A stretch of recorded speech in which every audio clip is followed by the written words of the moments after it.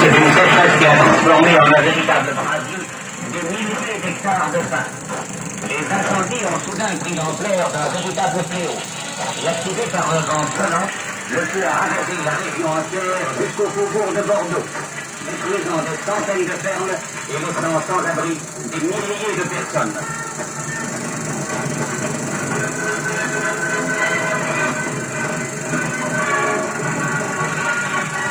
106 morts civils et militaires sont le prix de la lutte engagée sans trêve pendant des jours et des nuits, et en dépit de laquelle 28 000 hectares de forêt ont été carbonisés. Mais le danger semble enfin conjuré.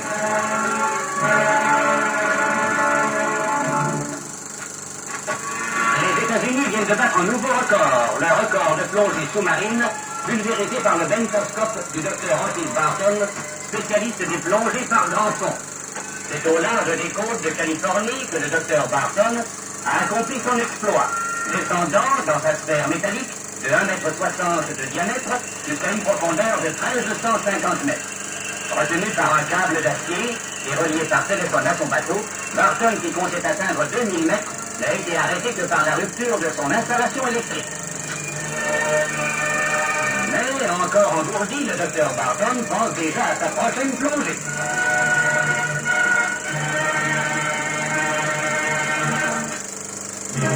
Autre record, français celui-ci.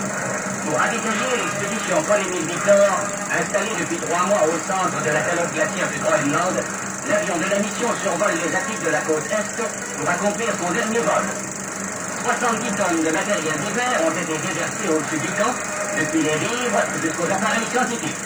Il ne reste plus maintenant que 5 tonnes à parachuter. 5 tonnes que les hommes de l'équipage balanceront à terre en moins de 20 minutes. Véritable tour de force accompli à 3500 mètres d'altitude par une température de moins 20 degrés.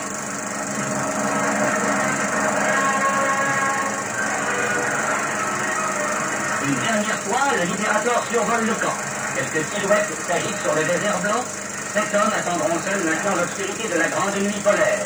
Et après l'effort fourni, l'équipage du Libérator s'endort, terrassé par la fatigue, tandis que fuient les immenses glaciers, les fjords inexplorés, et qu'apparaît la mer, plus loin, vers l'Islande.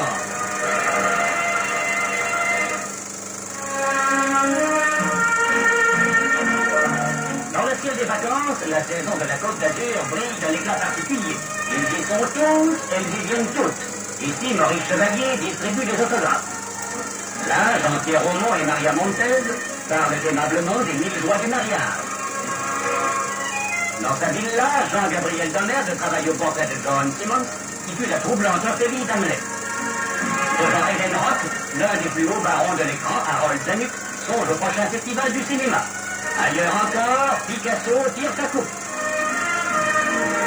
Et l'ex-reine d'Italie pêche tout simplement comme vous et moi, à la palangrotte, avec la même chance peut-être. À côté de toutes ces simplicités princières, le yacht du milliardaire abrite en même temps que ses propriétaires, la môme moineau et son richissime mari, la fantaisie la plus échevelée.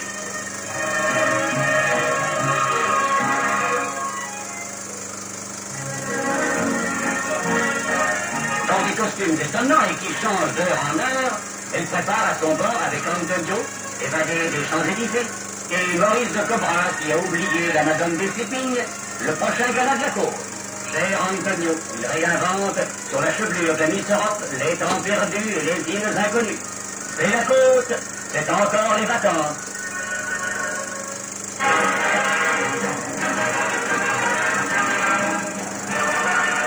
C'est à Copenhague cette année que se sont disputés les championnats du monde cyclistes. Le parcours routier ne comporte pas de difficultés appréciables et seul, étant donné la qualité des champions en présence, pouvait intervenir l'opportunisme et l'intelligence.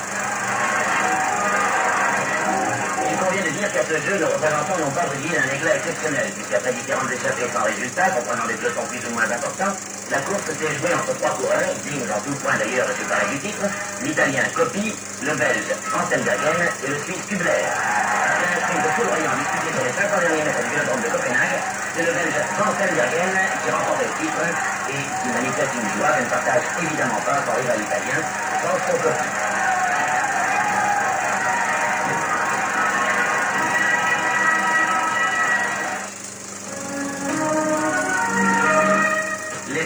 d'athlétisme aux Brumes du Nord, les habitués d'Eden Rock, à Cannes, se livrent à une compétition plus rafraîchissante et plus harmonieuse aussi, la course aux renforts. Il s'agit en effet pour les concurrents qui ne craignent pas de plonger par 15 mètres de fond, d'aller chercher des renforts romaines, restes peut-être d'une ville disparue, qui attendent depuis 2000 ans que l'on vienne les repêcher.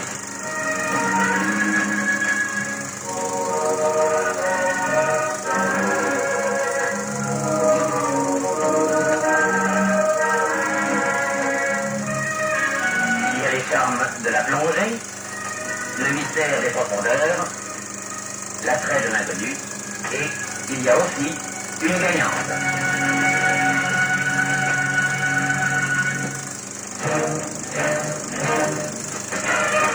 Autre lieu, autre sport. Et à Zingdorf, en Bavière, c'est l'arbalète qui est reine.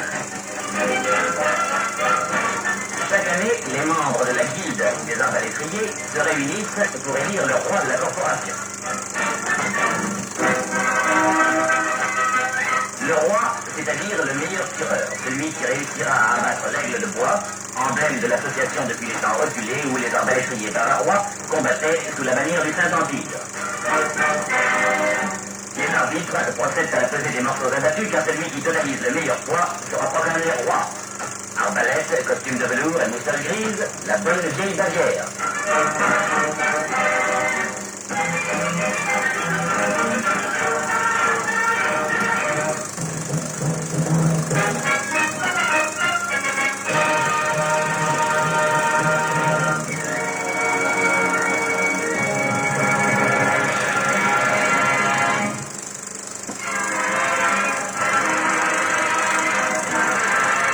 École de rugby à Colombes. Les Français jouent en blanc. L'un d'eux est vigoureusement stoppé et, sur la contre-attaque écossaise, Vergouignan ne peut qu'envoyer en touche. Les Français dominent, mais sans brio. On voit les avants Buzy, Soro et Moga progresser au pied. Mais à leur veille se lance Wallace. Hepburn, Logue, c'est l'attaque écossaise dans toute sa splendeur. Bouclés d'un côté, ils repartent de l'autre. Les Français prennent la leçon. Et 3 avants écossais partent à l'essai de Mark Elliott. Écosse 3, France 0. Nous dominons pourtant. Mais l'arrière Lumsden arrête. Nouveau départ des Français, Guizabo face à Simon qui marque. Mais l'arbitre refuse l'essai. Déception dans la foule. Une passe de Perrault interceptée. Coup de pied à suivre. Et l'Écossais Kinninmont marque un nouvel essai qui, transformé, va consacrer la défaite de la France par 8 points à 0.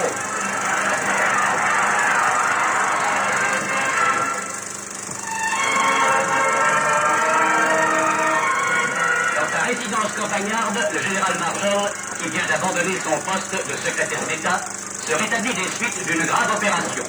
Le général Marshall, qui a tenu pendant 2 ans les rênes de la politique extérieure américaine, cède la place à M. Dean et Keyson. La nomination du nouveau secrétaire d'État est-elle le signe d'une nouvelle orientation politique, d'une moindre raideur vis-à-vis de l'URSS? De l'autre côté de l'Atlantique, grosse activité diplomatique. Londres a reçu la visite de M. Robert Schuman, venu s'entretenir avec le gouvernement britannique sur les grands problèmes à l'ordre du jour, colonie d'Italie et organisation politique de l'Allemagne.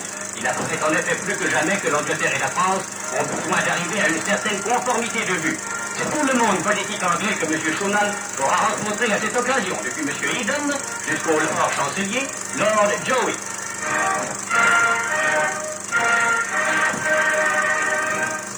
À Bruxelles, dans le même temps, se tenait une conférence réunissant les ministres de la Défense de Grande-Bretagne et des pays du Benelux. Sous la présidence du ministre belge, colonel de Freiter, M. Ramadier et ses collègues ont commencé l'étude des questions militaires susceptibles d'assurer la sécurité de l'Europe occidentale. Pendant ce temps, dans un hôtel parisien, le citoyen du monde, Gary Davis, s'organise. Le solitaire d'il y a quelques mois fait maintenant figure de chef de mouvement, d'un mouvement qui ne demande qu'à s'étendre et dont l'espace vital a déjà gagné une dizaine de chambres. Un courrier considérable arrive en effet chaque jour de tous les points du monde. Une petite armée de secrétaires bénévoles s'occupe de répondre à toutes ces lettres qui, sous des formes différentes, parlent quand même la même langue. Gary Davis en ouvrant le registre des citoyens du monde, a déclenché un mouvement, libéré un désir humain, jusqu'ici enclos dans le cadre mort des idéologies. Et c'est peut-être un signe de la force de cette idée que l'universalité qui semble l'entourer et qui s'exprime pour l'instant pittoresquement par le nombre des enveloppes et la diversité des timbres postes.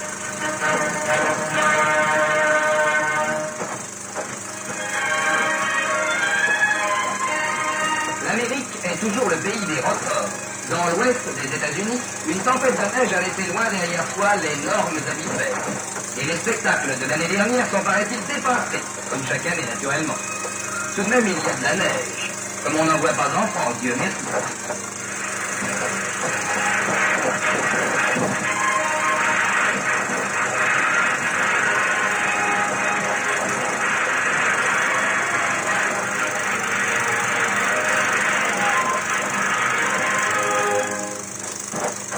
Autre chose, et qui n'arrive sans doute qu'en Amérique. On fait grand bruit autour du mariage que vient de célébrer, selon le prix, un pasteur de moins de 5 ans, Marshall Kaufman.